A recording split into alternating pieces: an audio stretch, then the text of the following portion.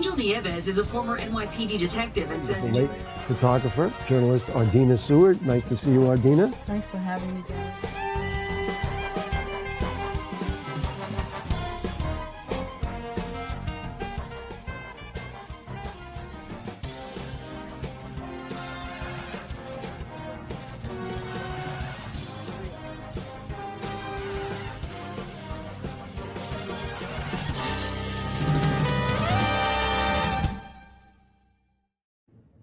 Here we are. I'm not going to say the word. I'm going to show it to you.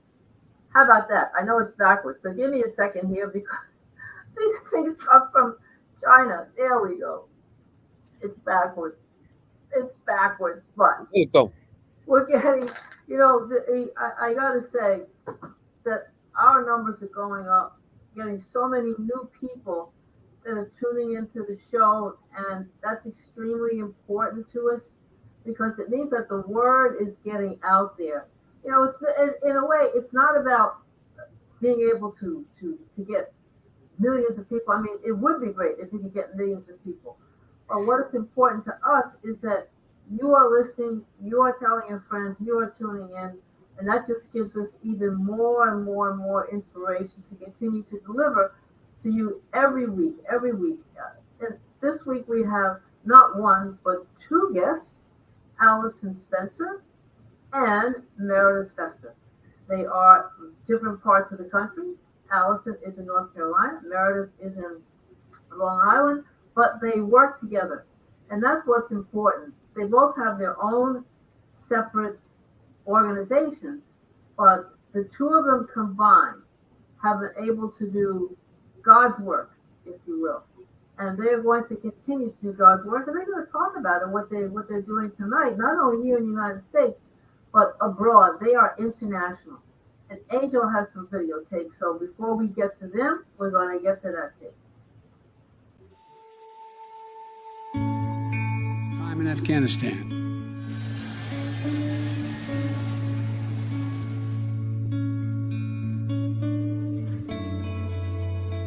Everybody leaving, you know, they just says if we see any of these vehicles here, we will shoot it. The simple act of leaving her home to get food for her family is almost impossible. People forget, do not let Afghan women be erased.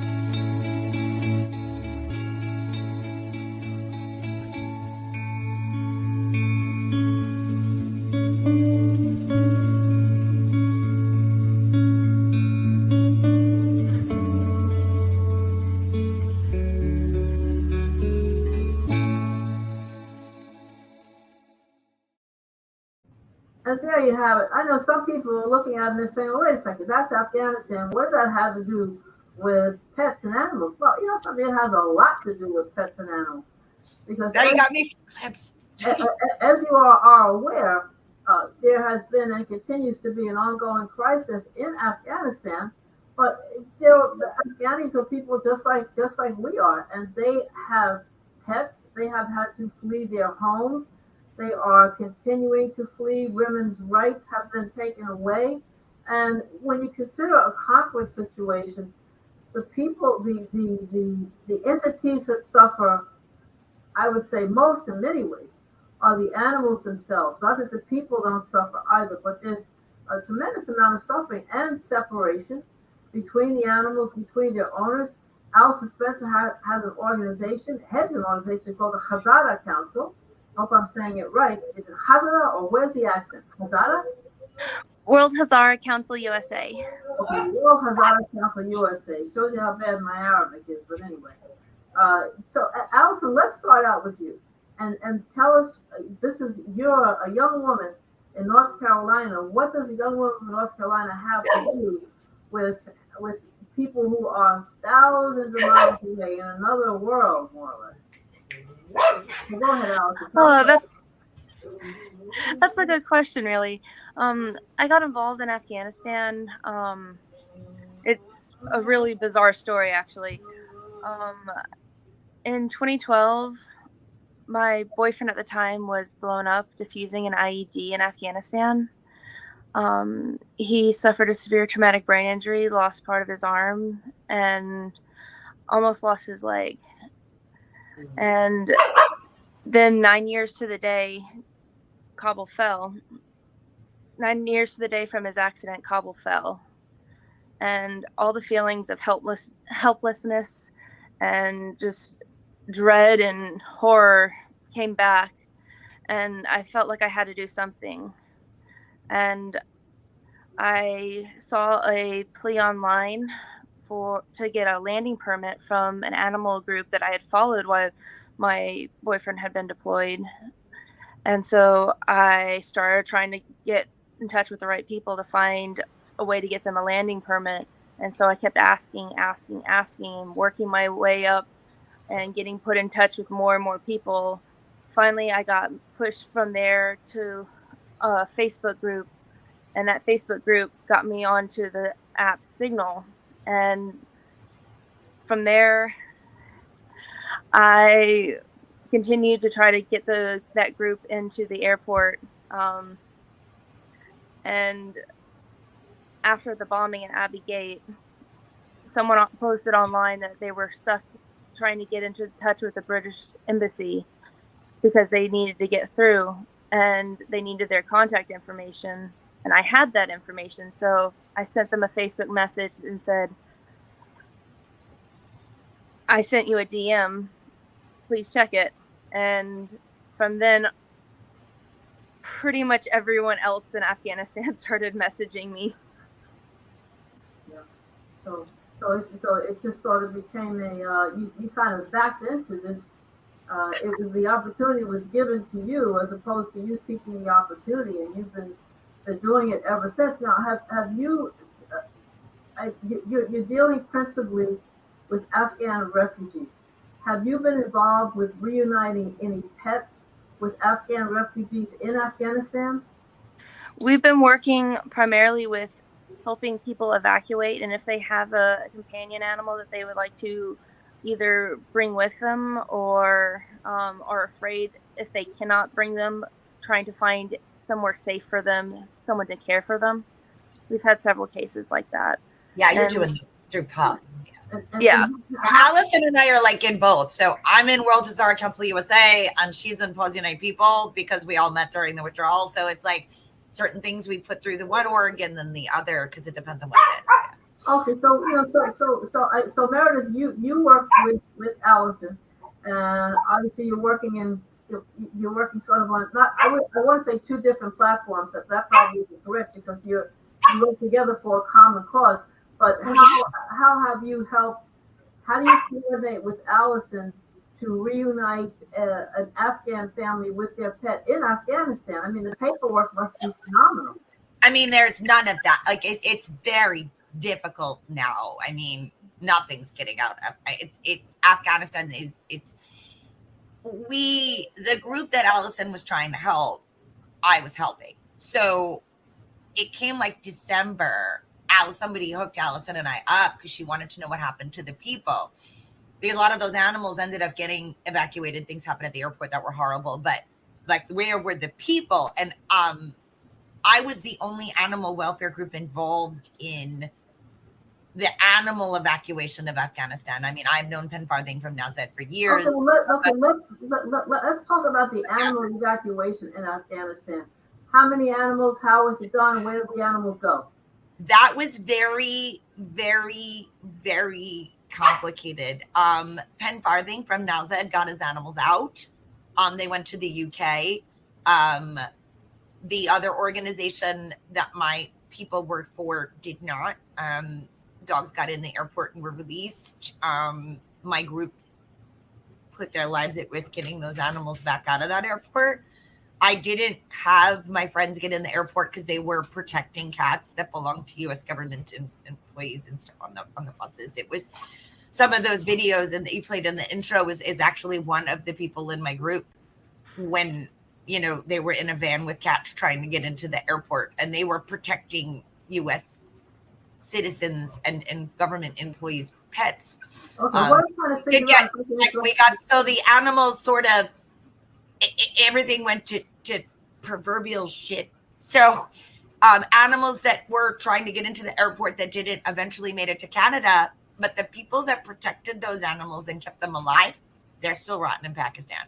Okay, So so I need you to walk. I need you to walk us through it.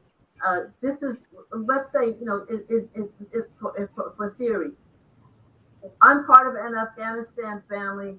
I have 2 dogs. I got to get out of town. I don't mean that, facetiously, but I gotta leave my dog. So your group then gets access to my dog. You're going to ship my dog out to a safe harbor. Where does my dog go, and how it's can not, I wish it was. It's not that simple. It's not that simple because it's dangerous. Okay. Because the people, so recently I had a family, she's out, so I can say this. Recently I was contacted by someone who had a dog, and they wanted to marry her off to somebody, right? I can't just take the dog away, right? Because right now that's her only form of protection. But like, if you move the dog first, they're going to notice. And that's very complicated, because if a Taliban elder wants to marry this 16, 17-year-old girl, like, you can't just, this is like a war zone. This is not, listen, what's going on in Afghanistan, it is not normal. I have the Mayhew organization. So I have the former staff. I have my staff they worked for Kabul Small Animal Rescue. They're in Pakistan. Another organization had moved the staff from the Mayhew Foundation. They're a British charity, with their pets. So their animals and their dogs were smuggled all across the border. They got them into Pakistan, and then they got tired of paying for it. The money ran out, and they kind of left them there. So now I'm supporting those animals and those staff members in Pakistan, because nobody was. Now, it's not owning pets in Afghanistan now, depending on where they are in Afghanistan and what fraction of the Taliban is in charge, can be very complicated. I mean, that whole conversation is so complicated. And then there's security risk involved. Like, I couldn't tell you what you do, because I would be putting future stuff at risk. There are other charities besides me that are still functioning in Afghanistan, helping animals. I know, Kabul Small Animal Rescue was still there, and Nowzat is still there, and it's a very sensitive topic, and you don't, unfortunately, want to put people at risk. I mean, I have families that are in hiding that I can't get out because the price on their head is so high. Right. But if I can get their cat across the border to Pakistan and send it to friends or in another country to eventually get it to the United States to hold it at my shelter, I do that. I mean, pretty much the focus sort of shifted for me. Right now, it's just life preservation. I mean, I'm President people, we're an animal rescue with a humanitarian component, and I believe in the symbiotic relationship between animals and people, and you can't help one without the other. Without the veterinarians and the staff members I protect that are in Pakistan right now, then those animals wouldn't have been alive. Most people are inherently good. It's a very small pocket of jerks. Like, some people suck, but if you think about it, more good people than bad people, but we only hear about the bad people. But if you don't support the person, like, then the animals aren't going to get help. Like, okay, I want to pause for a minute now. I want to unite for pause. How's that for a segue? I want to ask Allison for a minute about the relationship between people and their pets in Afghanistan. I know that we as Americans, put our animals in a very, very special place.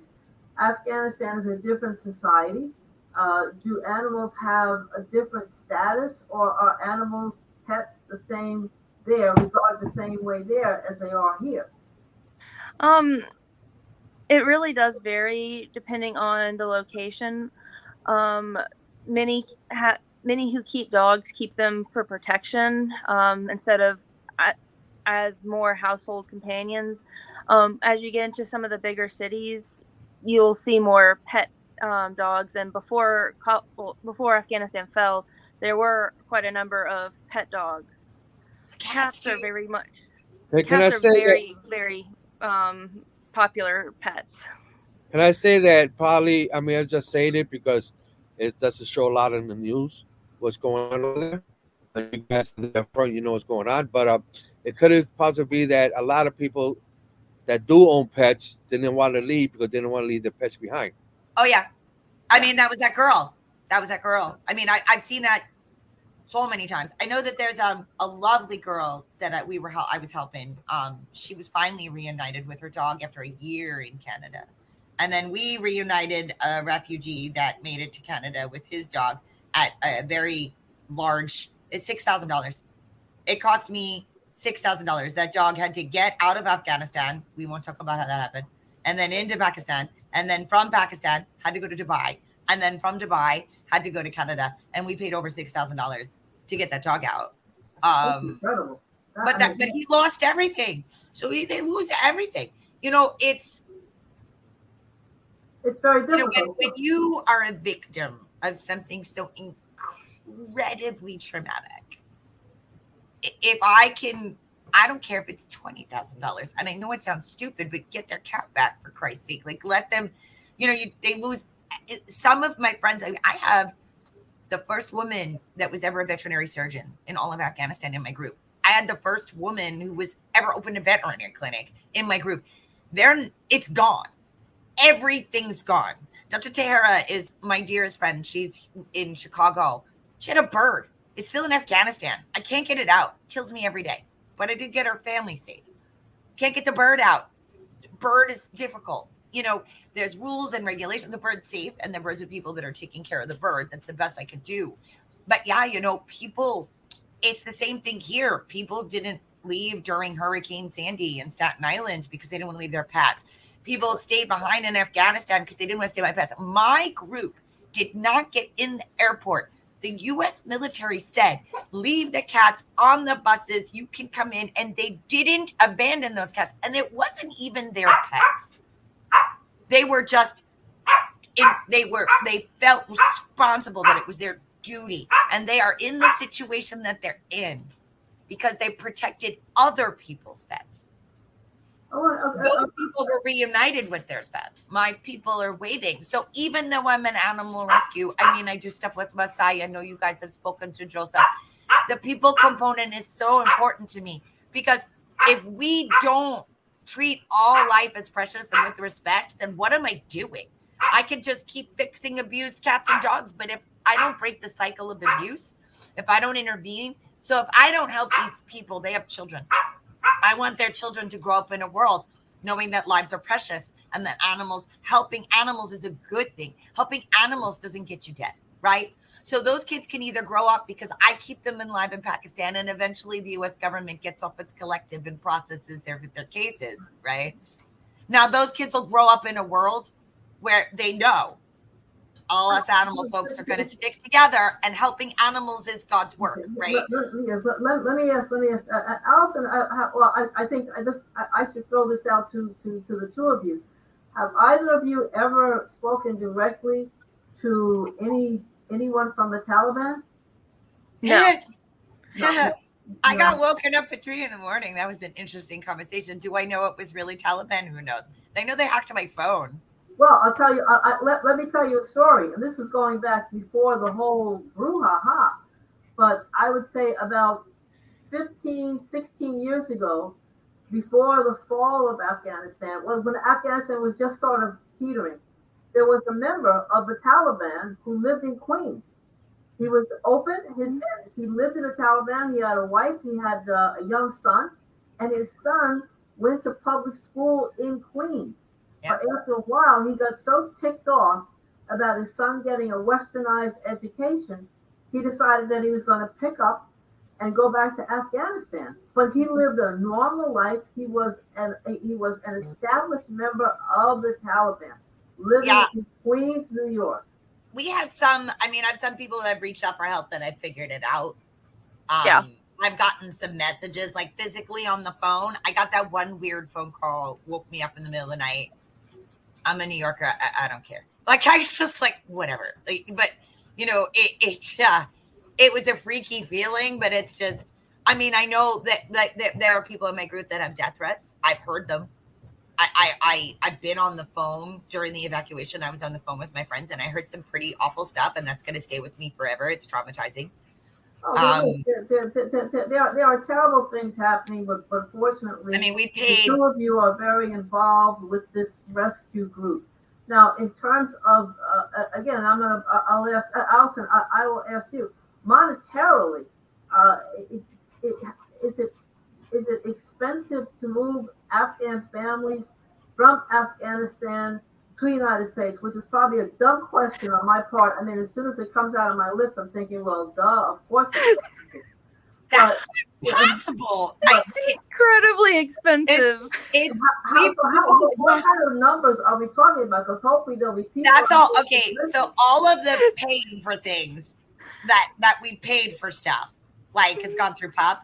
Paws Unite People is ready since August 2021, $1.4 million, keeping over 200 people alive, right? Moving them across the border, keeping them alive, moving the animals, moving them to Germany, Italy, UK, Canada, food, medical bills. I am like I had a guy beaten by the Taliban, back surgery. I had a kid, eye swelled up, eye surgery.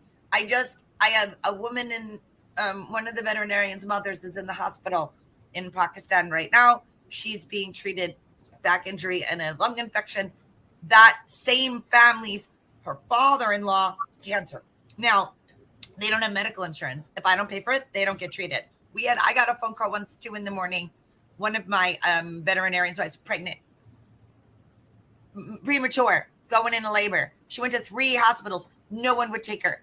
So I had to skip my mortgage to pay for them to have a baby. They have a baby. The baby's beautiful. It makes the weirdest faces. It's like my name baby. It's always like, wow. But I love that baby. Precious baby. It's adorable. And the baby's alive, and I don't care.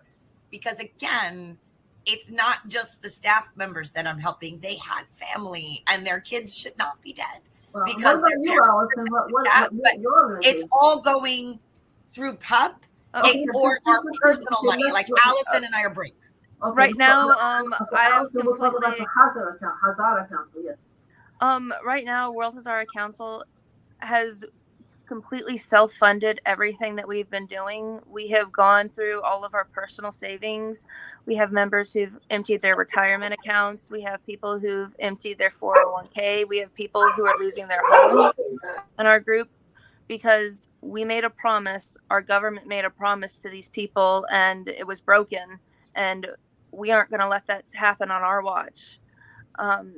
No one should have to die because our government decided that things got hard and to leave. I want to switch back to Meredith, because Meredith, you've been paying out of your own pocket. And the rescue, yeah, the rescue bankrupted the rescue first. Yeah, it's totally selfless giving. So Meredith, I'll start with you, because if somebody wants to send you some money, how do they say you're a 501c3? So yes. It's tax deductible. So yes. So how do they contact you? How do they reach you? Well, we're Paws Unite People. I'm at Paws Unite People on YouTube, TikTok, Facebook, Instagram. I can't say Twitter anymore. X. I also Venmo is at Paws Unite People. PayPal's Paws Unite People. We're set up on all the things.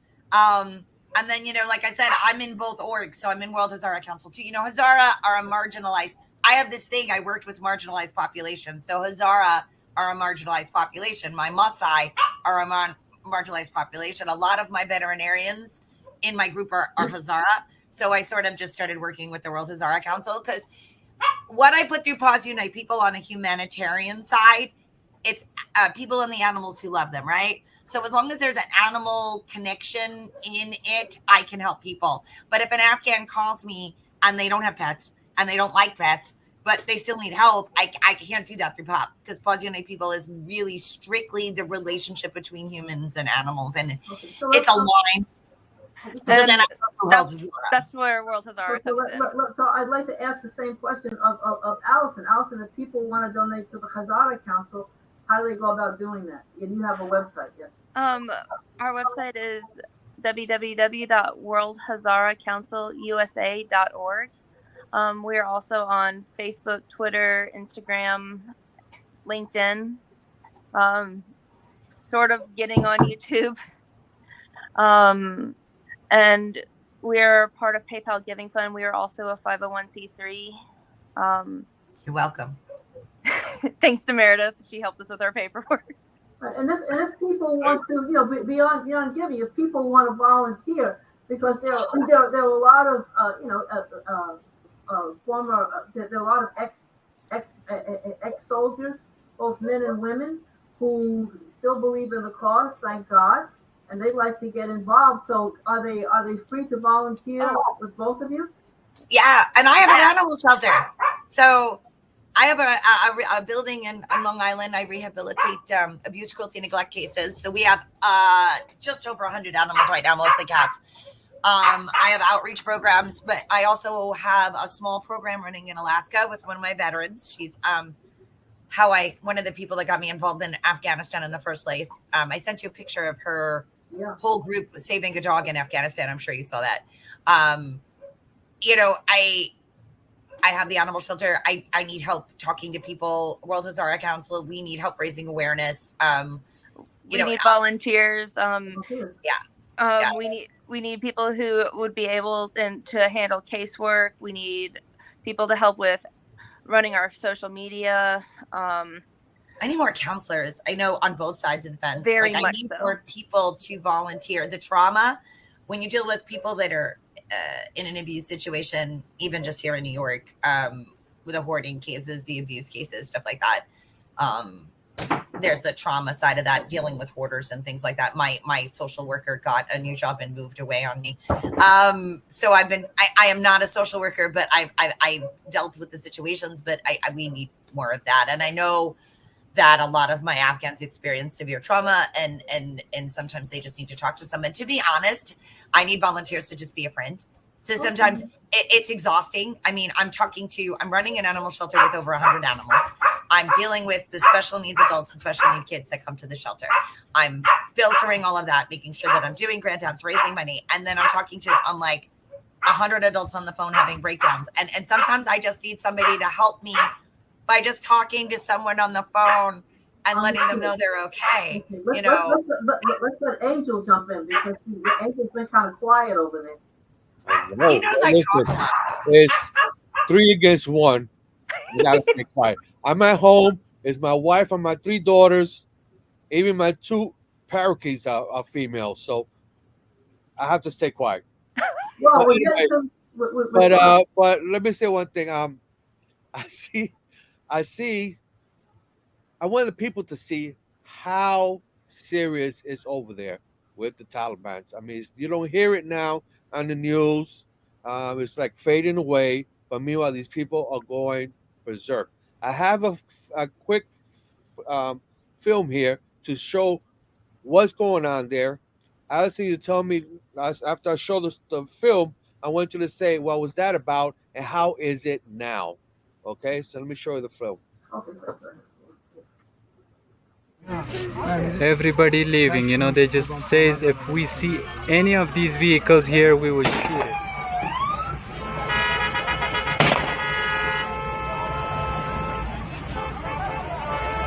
This is the situation right now, outside the airport. This is the situation.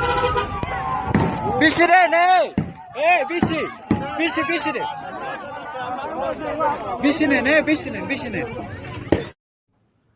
That's well, that's just a snippet of things happening. So I mean, we're sitting here watching it, and it's anxiety provoking. But imagine that you're actually in that situation. It's just, those were my phone calls. Like, understand, those are my friends. Those are animal rescues. Those are us. And I would get those. I'm sorry. I would get those messages. Those are my friends. They were protecting cats. They were. Well, why don't we let? These are my people. So those people were on buses with cats and dogs trying to get into the airport. Most of those animals were owned pets, U.S. government and NATO employees. All of the people who own those pets were already safe in the airport. We were trying to get them in.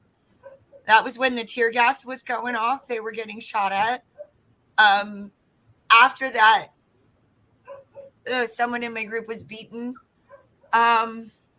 badly. I've done the surgery. But I listen to that every day, because it's August, right? Those were the messages I got for days.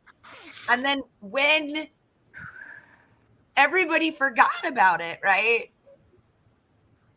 I just watched my community, the animal welfare community, just focused on the cats and dogs and shifted away from that. Like, that is my friend risking his life to protect animals. And how dare we not risk our own to protect them? Because I would want someone to do that for me.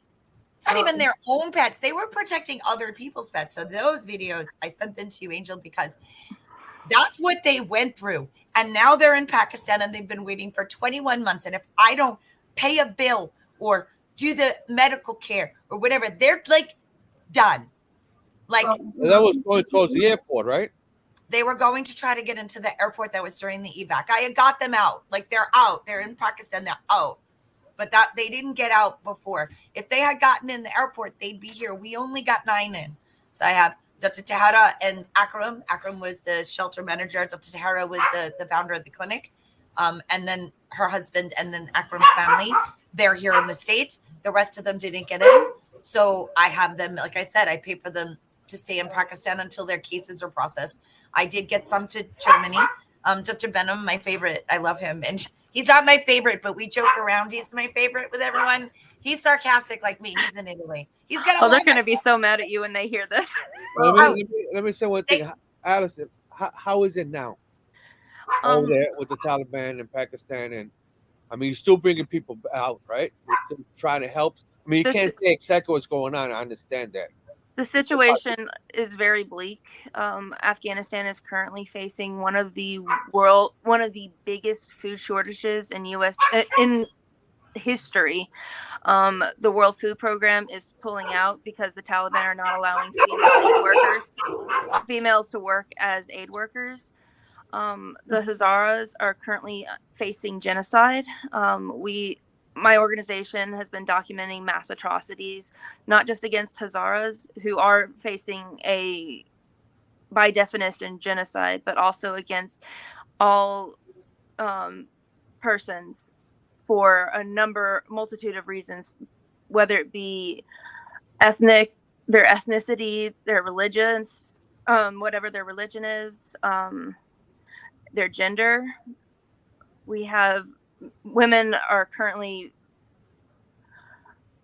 Girls are not allowed to attend school above 3rd grade in Afghanistan anymore. That is the only country in the world to put a limit on girls and their education. Women aren't allowed to go outside. They aren't allowed to go to parks They aren't allowed to work in pretty much any profession. They aren't allowed to go to the doctor even because they can't see a male doctor. And female doctors pretty much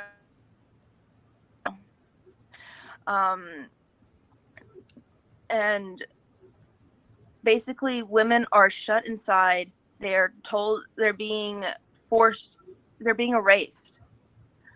We also have LGBTQ people that we're helping, and if they are caught, they are murdered in the most horrific fashions. There are things that I've seen that I will never be able to get out of my head. I've gotten so many pleas from people. I have one plea from a mother begging me to save her family. I have a father who's begging me, please, if you can't help me and help find my U.S. supervisor so I can get out, please at least get my daughter out so that way she can have a future. We have seen a record number of suicides among women and young girls. Many feel there is no hope in Afghanistan. It is, if you think about every dystopian novel that you've ever read, in every dystopian movie you've ever seen. Think Hunger Games, but worse. That's what's going on in Afghanistan. Well, you know something, I don't even want to say that we have to end, but we're kind of winding down on the show.